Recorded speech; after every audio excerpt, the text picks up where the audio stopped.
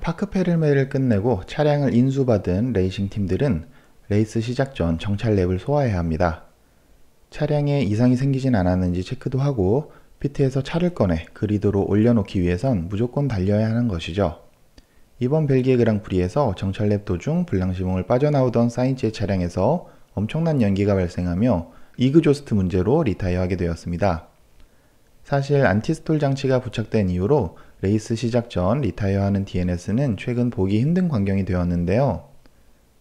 지난번 훌켄버그가 차량 문제로 DNS된 이후 이번 레이스에서도 DNS가 발생하는 일이 생겼습니다. 주말 내내 레이스만을 위해서 준비했을 텐데 레이스 시작 30분도 안 남기고 차량 문제로 리타이어하게 된 사인츠가 정말 속상했을 거라 생각됩니다. 2007년 데뷔 이래로 현재까지 단 한 번도 DNS 하지 않은 선수가 있죠. 연속 참석 기록으로 세계 신기록을 가지고 있는 해밀턴을 보면 세계 챔피언이 되기 위해선 운도 실력이다 라는 말이 떠오르는 경기였습니다. 조지 러셀은 레이스 도중 스피난 지오비나치의 차량에서 떨어져 나온 타이어에 맞아 리타이어했습니다. 경기 직후 러셀은 인터뷰에서 헤일로 보호 시스템에 대해 이야기를 꺼냈는데요. 지오비나치의 스핀이 있은 직후 뒤에서 쫓아가던 러셀은 오른쪽으로 가면 지오비나치의 차량에 부딪힐 걸 염려해 왼쪽으로 핸들을 꺾었지만 운이 없게도 떨어져 나온 타이어가 러셀의 콕핏을 강타하면서 리타이어했다고 말했습니다. 물론 타이어가 머리 방향을 향하지 않아 헤일로의 타이어가 직접 닿진 않았지만 러셀은 언제든 드라이버의 머리로 타이어가 달려들 수 있다는 생각에 헤일로 보호 장치는 반드시 필요하다며 유사한 사고 방지 예방에 효율적인 개선을 취해준 포뮬러1에 감사하다는 말을 전했습니다. 레이스 디렉터인 마이클 마시는 지오비나치와 러셀의 충돌 사고에 대해 세이프티카를 발동한 것은 옳은 판단이라고 말했습니다. 두 대의 차량에서 떨어져 나온 데브리는 뒤따라오는 차량의 펑처를 유발할 수 있다며 해밀턴은 라디오로 불만을 표출했었는데요.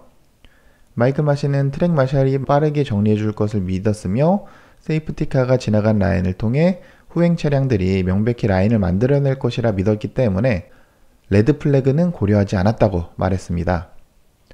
단 마시는 해당 지점의 세이프티 월을 개선할 수 있는지에 대해 조사하겠다고 이야기했습니다.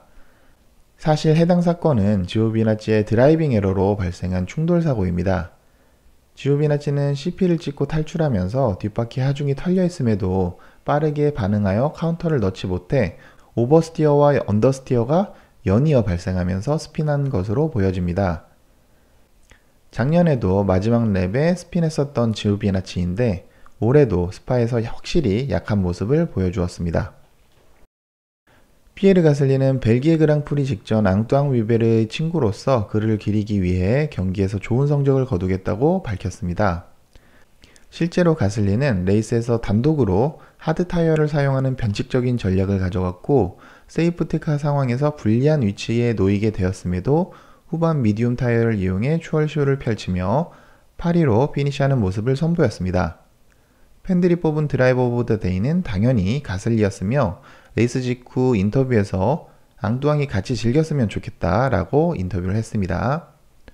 알파타우리 팀은 만약 세이프티카가 그렇게 일찍 나오지 않았더라면 5위까지 가능한 페이스였다고 밝혔습니다.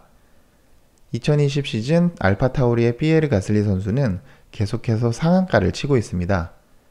드라이버 라이벌리를 넘어서 자매팀의 레드불 소속 알렉산더 알본마저도 위협하고 있는 퍼포먼스를 보여주고 있습니다. 페라리는 이번 벨기에 그랑프리에서 엔진 커스터머인 알파로메오에게 지는 모습을 보여주었습니다. 페라리가 최근 성적 중에 이번 벨기에전을 빼면 2010년 그랑프리가 최악의 성적을 거둔 그랑프리입니다. 2010년 당시 알론소와 마사는 14등 15등 피니시였는데 알론소는 페널티를, 마사는 타이어 펑처가 발생했었습니다.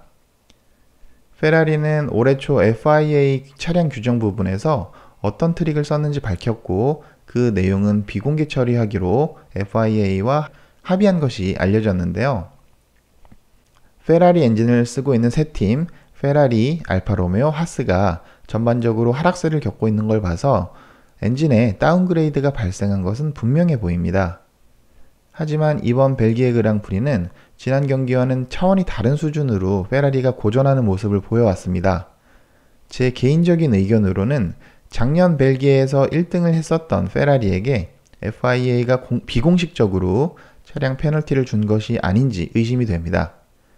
시간이 지나면 언젠가 밝혀질 이야기이지만 작년에 스파와 이탈리아에서 깜짝 우승했었던 게 페라리에게 작년 기록을 삭제하는 대신 올해 두 그랑프리에서 페널티를 안고 달린 것은 아닌지 의심을 하게 되네요. 9월 6일 이탈리아 몬자에서도 페라리는 같은 모습을 보일지 궁금해집니다. 막스 베르스타펜은 보타스를 추월하기 위해 마지막 하드 타이어를 빠르게 소모시키고 원스탑을 더 가져가서 추월 시도해보는 것에 대해 피트에 이야기를 해보았다고 말했습니다. 하지만 리카르도의 페이스가 정말 좋았고 팀메이트인 알본의 포지션이 새로운 전략을 짤 수 없는 위치에 속해 있어 그냥 포기하고 끝까지 타이어 관리만 하다가 레이스를 마쳤다고 말했습니다. 이렇게 놀라운 트랙에서 이렇게 지루하게 레이스를 한 것이 부끄럽다고 이야기를 했으며 포디움에 올랐지만 오늘은 신나지 않는다며 말을 아꼈습니다. 해밀턴 역시 인터뷰에서 막스가 말했듯 흥미롭지 않았으며 그저 더 오래 달리기 위해서 타이어 관리해야 하는 레이스는 자신이 별로 좋아하지 않는 분야라며 막스를 두둔했습니다. 특히나 과거 맥라렌에서 달릴 때와 마찬가지로 팀메이트의 부재로 새로운 전략을 거부당할 때 박탈감을 잘 이해하고 있다면서 막스를 위해서는 좋은 팀메이트가 필요하다고 이야기를 했습니다. 마지막으로 막스 베르스타펜은 원스탑을 강요하는 현재 레이스 방식은 새로운 전략을 시도하기가 불가능하다며 더 나은 레이스를 위해서 현재의 방식이 바뀌어야 된다고 말했습니다. 지난번 레이싱 포인트는 브레이크 덕트 카피 디자인 때문에 르노가 항의를 해서 벌점과 벌금을 받게 되었었는데요. 하지만 브레이크 덕트를 강제로 교체해야 된다는 조항이 명시되어 있지 않아서 현지의 디자인을 유지할 수 있게 되었습니다. 이에 르노는 FIA 결정에 대해 항소할 것이라는 예측이 나왔지만 예상외로 항소하지 않고 이를 여기서 끝내기로 했다고 합니다. 논란 이후 FIA와 F1 팀들은 규정 문구를 조정하기 위해 여러 회의가 있었으며 결과적으로 2021년 스포츠 레귤레이션이 작성되기 전까지 르노가 만족할 만한 충분한 변화가 있을 것이라고 기대하고 있다고 말했습니다.